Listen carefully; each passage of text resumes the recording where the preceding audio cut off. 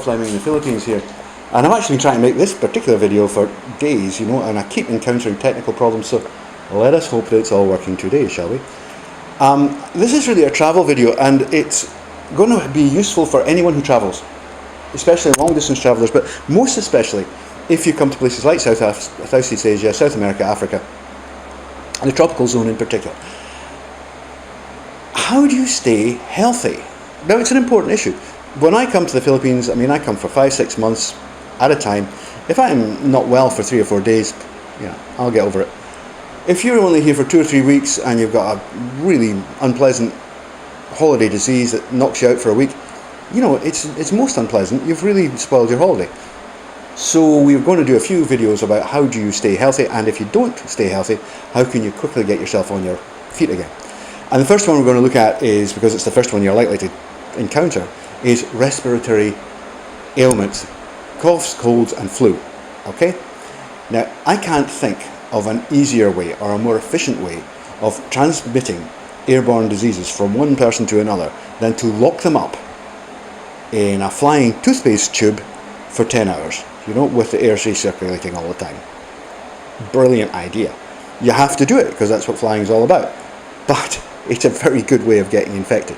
So you need to take some steps to help yourself resist it. And the first thing to understand is that your immune response is affected by the amount of stress that you're living under. If you're highly stressed, your immune response goes down. So traveling is always stressful. Minimize the level of travel, of stress in the travel. Get everything organized beforehand. Make an actual list. Print it out of all the things you're going to take with you, all the things you have to do and organize before you leave, from packing your socks to locking up the house, and check it off with a pen as you go through them. And do everything except the last page, which should be the very last things you do as you leave the house. Get everything else done 2 days before you leave, or the weekend before you leave, so that you know it's not a problem. I just grab my bags, I know everything's in them, they're on the checklist, and I go. If you're like me, then you possibly have something like a taxi run, then a train run, and then maybe another shuttle run, and then airport, and that adds up to a lot of stress. Get your tickets booked well in advance, and book the taxi well in advance. Use a company you trust. Do not be looking for an Uber at the last minute, right? Don't bother saving yourself a few pounds here. Missing the flight is much worse, and the stress levels are enormous, okay? Make your train journey the easiest and most direct one you can, even if it's a bit more expensive, by the way.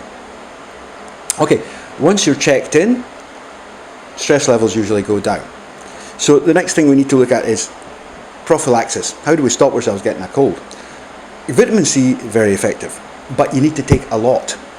You get these little, they're actually quite big, 1,000 milligram spanules. Be taking about 6 of those a day, 6 to 8 of those a day. You should be pissing orange. I'm not kidding. Now, I'm not suggesting you do this for the rest of your life, not a good idea. I'm suggesting you do it for a couple of days prior to flying and during the flight, okay, and then stop. All right, now that really will, because vitamin C will assist your cell replication, and it will make you more resistant to diseases infecting you. The next thing to do is, now you probably won't be allowed to do this in the airport, but on the plane, wear one of these masks. You know, these surgical type masks. You see Asians wearing them all the time. You can wear them to stop giving other people the cold, because you can't cough out the virus. It also helps stop virus coming into you.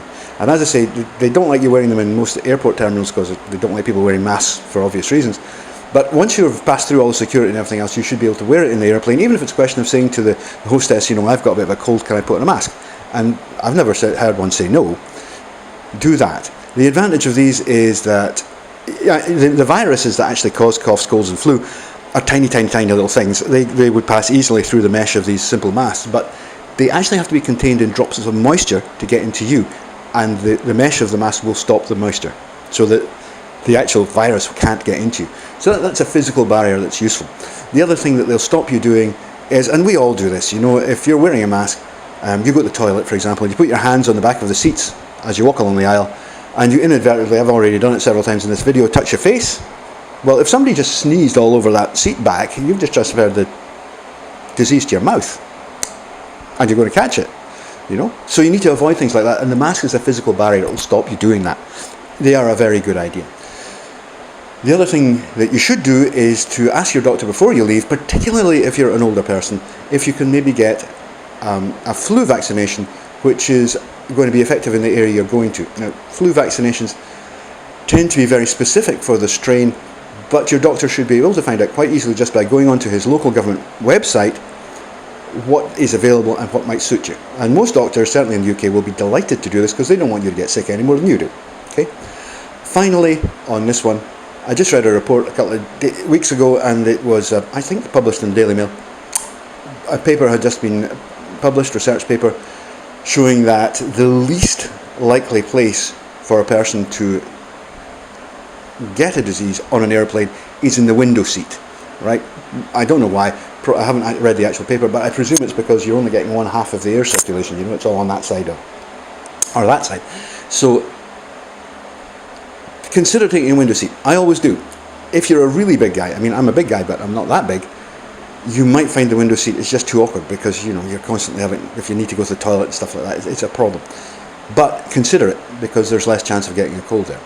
If you get to your destination, like we're in the Philippines here, and you have that horrible tightness in the back of your throat, I've got a cold, hit it hard and hit it quick. Colds don't respond to antibiotics. They will respond to things like basic analgesics like paracetamol or whatever they're selling here.